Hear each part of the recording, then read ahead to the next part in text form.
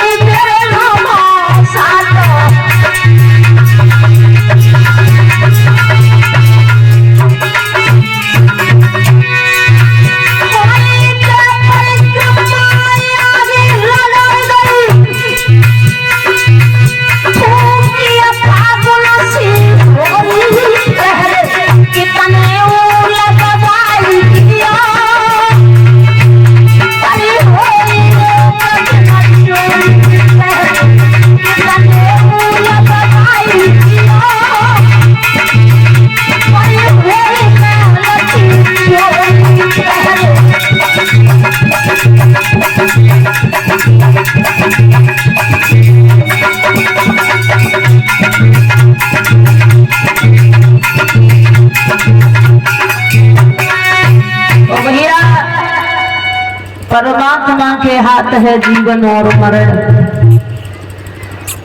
आज राजा बाहुक की वो रानी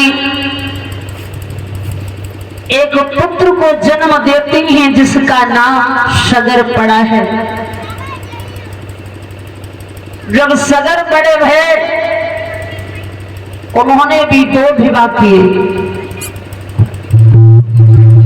एक रानी से असमंजस नाम का पुत्र पैदा हुआ और एक रानी से कोई संतान पैदा नहीं हुई। जिस रानी से संतान पैदा नहीं हुई वो रानी रात और दिन चिंता में रहती है। परमात्मा ऐसा कौन सा मेरा पाप रहा जो तूने मुझे एक कन्या भी नहीं दी। रात और दिन एक बेटा की खातिर वो रानी तड़पती है। तो एक दिन महाराज बाहुक से हाथ जोड़कर कहने लगी, स्वामी हमारी गोदी खाली है और स्त्री चाहे कितनी भी सुंदर हो, शीलवंत हो, जो उसकी गोदी खाली है तो वो किसी के सामने अपना चेहरा दिखाने लायक नहीं है। लोग उसे पता नहीं कैसी कैसी बातें कहते हैं। महाराज बाहुक रानी की बात सुनकर के कहने लगे, ये काम कीजिएगा, हम तुम दोनों भगवान शंकर की तपस्या करेंगे, प्रभु हमारी जरूर इच्छा पूरी करेंगे। रानी को लेकर के राजा बाहुक एकांत में जाकर के भोले बाबा की आराधना में जुट जाते हैं। जब भगवान शंकर की आराधना में जुट गए तो कुछ ही दिन में भोले बाबा उनकी भक्ति से प्रसन्न हो जाते हैं। जब प्रसन्न हो गए तो उन्होंने कहा कि हे राजा, तुम्हारी इस रानी से एक बेटा नहीं 7,000 पुत्र पैदा होंगे। महाराज सगर ये सुनकर के बड़े प्रसन्न हो जाते हैं। राजा रानी लौट करके महल में आ गए, समय का इंतजार करने लगे।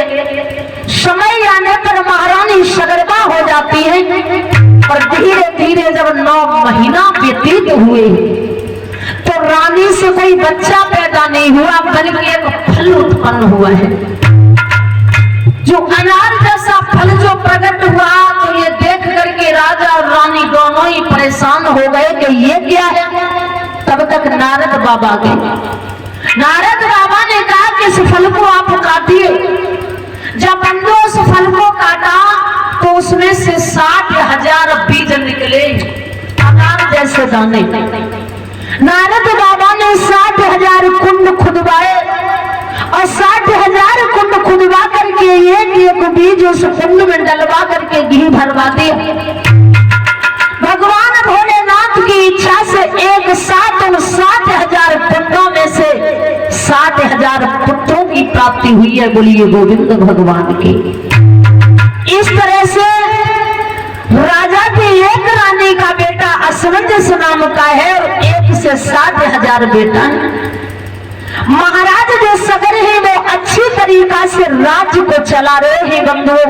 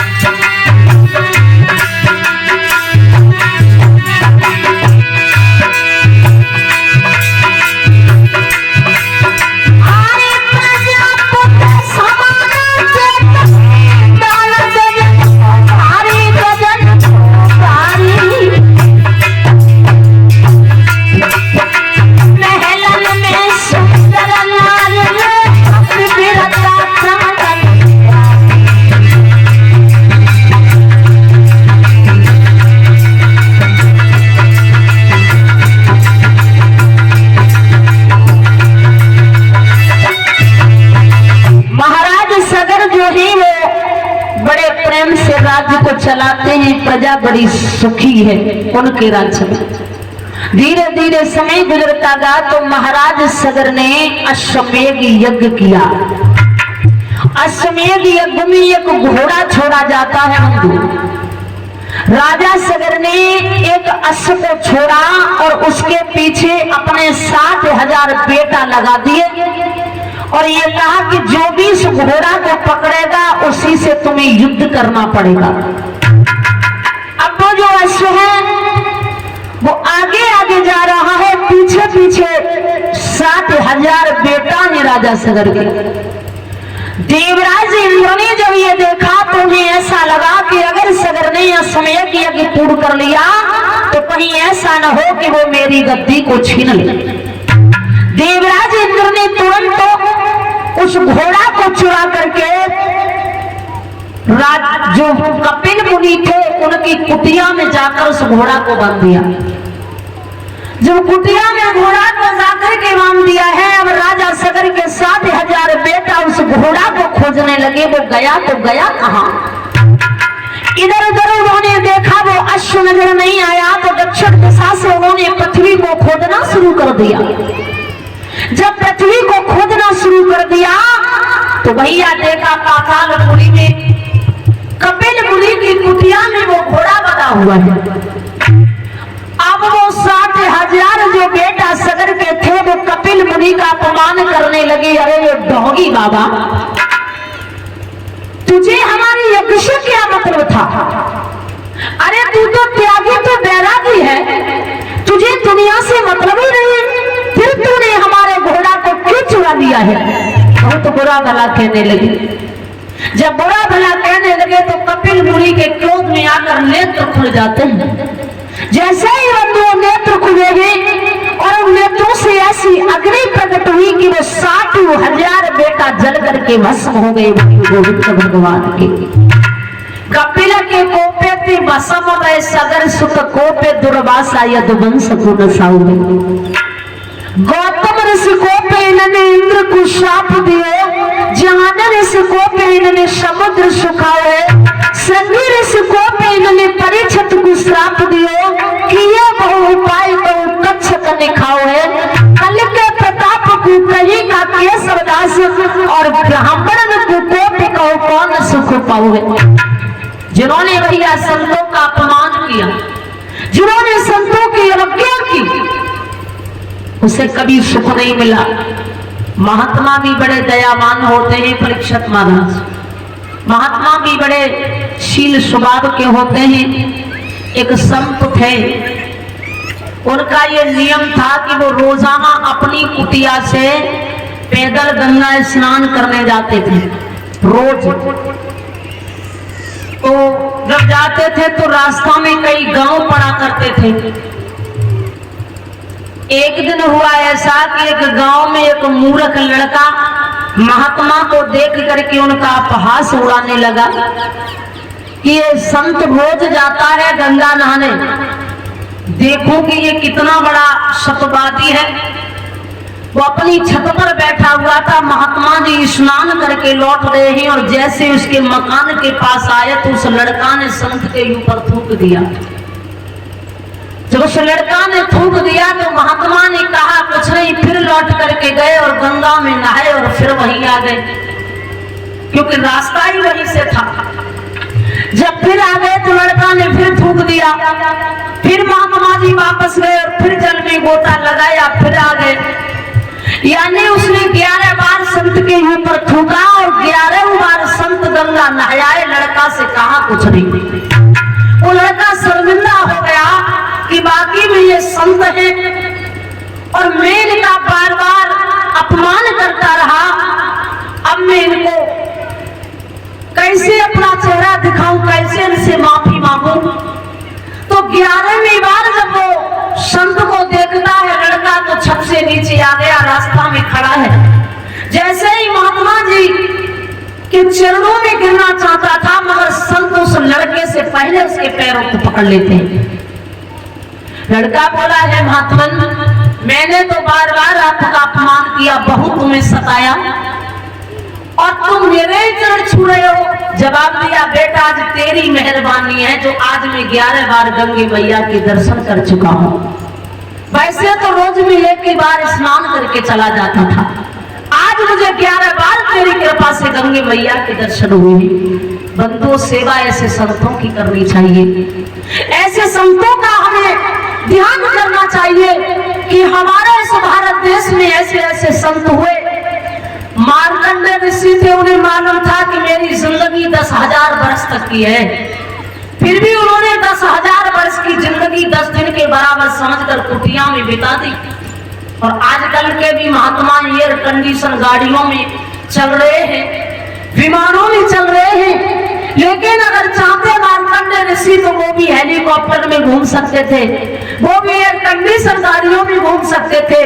लेकिन भैया, जो संत होगा उसे न तो एयर कंडीशन गाड़ियों की जरूरत है, न 56 प्रकार के भोजनों की जरूरत है, उसे न तो सुंदर सुंदर वस्त्र पहनने की जरूरत है। वो तो केवल भगवान की भक्ति में मगन रहता है। वही संत होते, और ऐसे संतों का जो अपमान करते हैं, जो अवज्ञा करते हैं, उन्हें कभी सुख नहीं मिलता है। अब कपिल मुनि के द्वारा जब 7,000 राजा सगर के बेटा भस्म हो जाते हैं, यज्ञ भी उनका रुक चुका है, राजा सगर भी बड़े परेशान हो चुके हैं कि पता नहीं ये क्या हो गया, हमारे पुत्र कहाँ चले गए। सोता और यज्ञ वही के वही विध्वंस हो जाता है। सुखदेव महाराज समझाते हुए राजा परीक्षित, ये जो असमंजस पुत्र था उसका ही पुत्र अश्वमान हुआ है। अश्वमान उस घोड़ा की खोज में निकले, तो खोजते खोजते अश्वमान वही कपिल मुनि की कुटिया में पहुंच जाते हैं। उन्होंने संत का गुणानुवाद किया है, प्रार्थना की है, उनसे क्षमा मांगी है। मैं अपने पूर्वजों की तरफ से माफी मांगता हूँ, जो मेरे चाचा लोगों ने आपका अपमान किया है। मैं बहुत बड़ा शर्मिंदा हूँ, भगवान मुझे माफ कर दो। जब से अश्व तुम्हारी कुटिया में बना है, तब से मेरा यज्ञ भी अधूरा पड़ा है। बंधुओं, कपिल मुनि ने प्रसन्न होकर के वो घोड़ा वापस कर दिया, और आसमान कहने लगे, मुझे ये बताओ भगवान कि जो ये 7,000 चाचा मेरे जले पड़े हैं, इनकी मुक्ति कैसे होगी, इनका कल्याण कैसे होगा। तो बताया है कपिल मुनि ने कि गंगे मैया को पृथ्वी पर लेकर के आओ, गंगे से ही इनका उद्धार हो सकता है।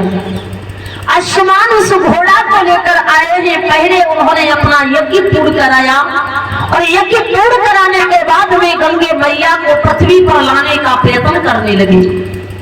जब प्रयास किया है अश्वमान ने, तपस्या करते करते अश्वमान पृथ्वी में मिल गए, शरीर छोड़ गए, मगर गंगे मैया प्रसन्न नहीं हुई। इन्हीं अश्वमान के पुत्र दिलीप हुए हैं। दिलीप ने भी काफी समय तक तपस्या की, मगर गंगे मैया प्रसन्न नहीं हुई। इन्हीं दिलीप के पुत्र भगीरथ हुए। भैया, भगीरथ ने गंगे मैया की तपस्या की, एक पैर के अंगूठे पर खड़े होकर के। जब भगीरथ ने तपस्या की है, तो भगीरथ की तपस्या से गंगे मैया प्रसन्न हो जाती है। गंगे मैया प्रकट हुई और कहने लगी, कहो पुत्र भगीरथ, क्या चाहिए आपको हमसे। जवाब दिया है, माता सिर्फ हम ये चाहते हैं कि आप मृत्यु लोक में आ जाइए। तो गंगे मैया ने कहा, बेटा मैं आ तो जाऊंगी, समस्या कुछ ऐसी है कि जब मैं आऊंगी तो पहले तो ये बात है कि मेरे बेगों को कौन सहन करेगा। अगर किसी ने मेरा पेट सहन नहीं किया तो मैं मृत्यु लोक छोड़ करके रसातल में चली जाऊंगी। दूसरी समस्या यह है कि जब मैं मृत्यु लोक में आ जाऊंगी तो लोग मेरे जल में पाप धुलेंगे, पापी लोग नहाएंगे तो मैं गंदी हो जाऊंगी। तो भगीरथ कहने लगे, माते तुम्हारे जल में संत भी नहाएंगे, विद्वान भी नहाएंगे, तो तुम पवित्र हो जाया करोगी। रही बात वेद सहन करने की, तो जब तक मैं वेद सहन करने वाले को नहीं ढूंढ लूंगा, तब तक तुम्हें मृत्यु लोक में नहीं लाऊंगा। गंगे ने कहा, ठीक है, तुम जिस दिन मुझे बुलाओगे मैं उसी दिन आने को तैयार हूं। आप भगीरथ सोचने लगे कि ऐसा कौन देवता है जो गंगे मैया के वेग को बर्दाश्त कर ले। तो उन्होंने देवताओं में भोलेनाथ को चुना। भगवान शिव ही एक ऐसे हैं जो गंगे मैया के वेग को बर्दाश्त कर सकते हैं। तुरंत भगीरथ भोले बाबा की स्तुति करने लगे, वंदना करने लगे। राखी ले भोले नाथा सोलजा मेरी राखी ले जी राखी ले भोले नाथा सोलजा मेरी राखी ले जी।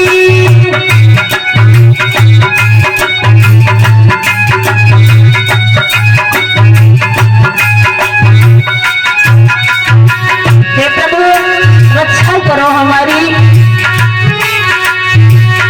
हाथ जोड़े विनती करूं मेरे बाबा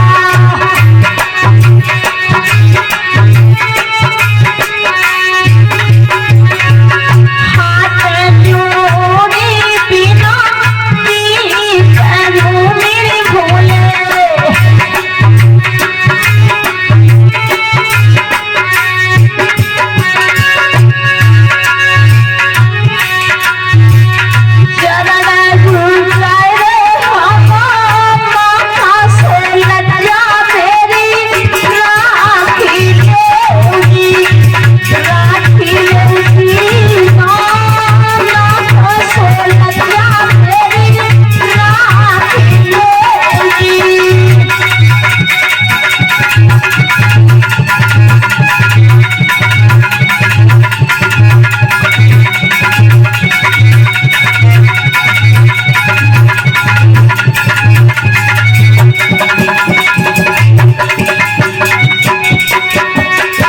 बाबा की वंदना कर रहे हैं भगीरथ। प्रभु रक्षा करो हमारी। हे भूतनाथ, हे देवाधिदेव, हे गौरापति, बारी मुसीबती आई गई मेरे बाबा भारी मुसीबती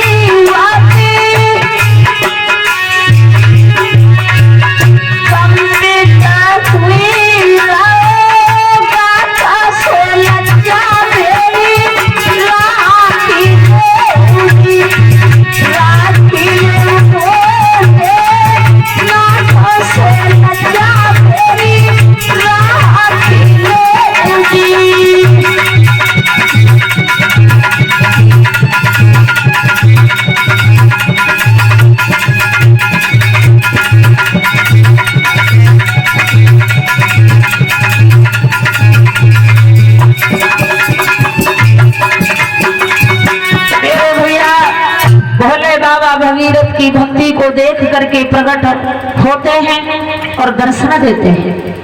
बोले कहो भगीरथ। जवाब दिया प्रभु हमारी प्रार्थना है, गंगे मैया मृत्यु लोक में आना चाहती हैं। उनका कहना है कि अगर किसी ने मेरा वेग नहीं धारण किया तो मैं रसातल में चली जाऊंगी। इसलिए मेरी विनती है आपसे कि आप ही गंगे मैया के वेग को सहन कर सकते हैं। भोले बाबा कहने लगे ठीक है, कहो अपनी गंगा से, हम तैयार हैं उनके वेग को सहन करने के लिए। भगीरथ ने जिस समय गंगे मैया को पुकारा है, भोले बाबा ने अपनी जटाओं को खोल दिया। बंधुओं, ये जेठ का जो दशहरा है ना, सभी गंगा नहाने जाते हैं, लेकिन इसका महत्व किसी किसी को ही मालूम होगा। ये जो गंगे मैया थी भोले बाबा की जटा में जेठ की दशमी की को ही ये आई थी,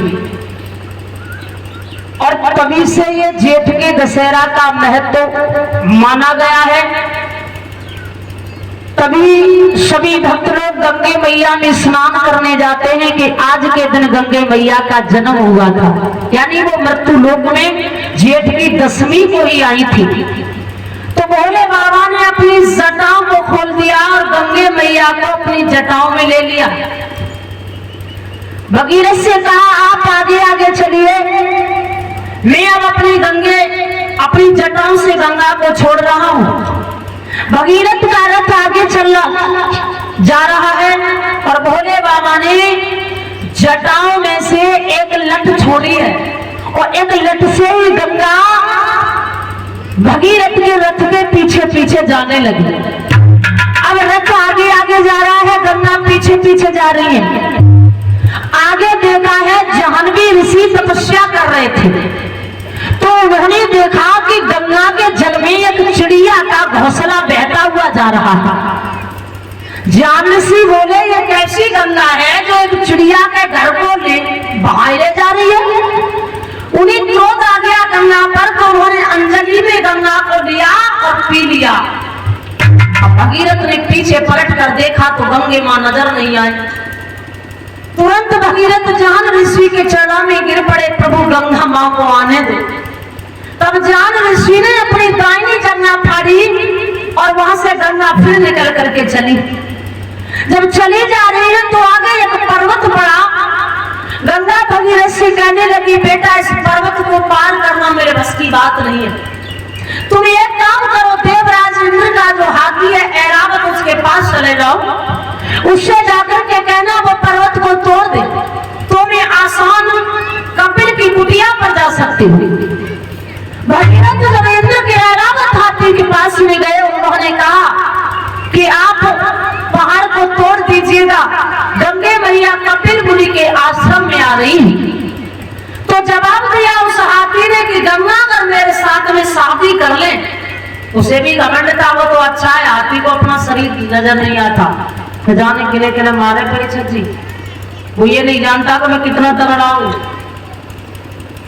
तो बोला है कि गंगा अगर मेरे साथ शादी कर ले तो मैं पर्वत तोड़ सकता हूं। भगीरथ ने आकर गंगे मैया से कहा कि वो हाथी तो ऐसे कह रहा है। गंगा बोली जाओ बोल देना हाथी से कि अगर मेरा पेट हाथी सहन कर ले तो मैं हमेशा के लिए उसकी पत्नी बन जाऊंगी। हाथी से भगीरथ ने कहा, और जब हाथी आया तो उसने जैसे ही पर्वत को तोड़ा और गंगा ने जो भैया उछाल भरी, तो बस एक ही उछाल में हाथी गेंद की तरह जल में लुढ़कने लगो। अब तो घबराने लगा, गंगे मां से माफी मांगने लगा।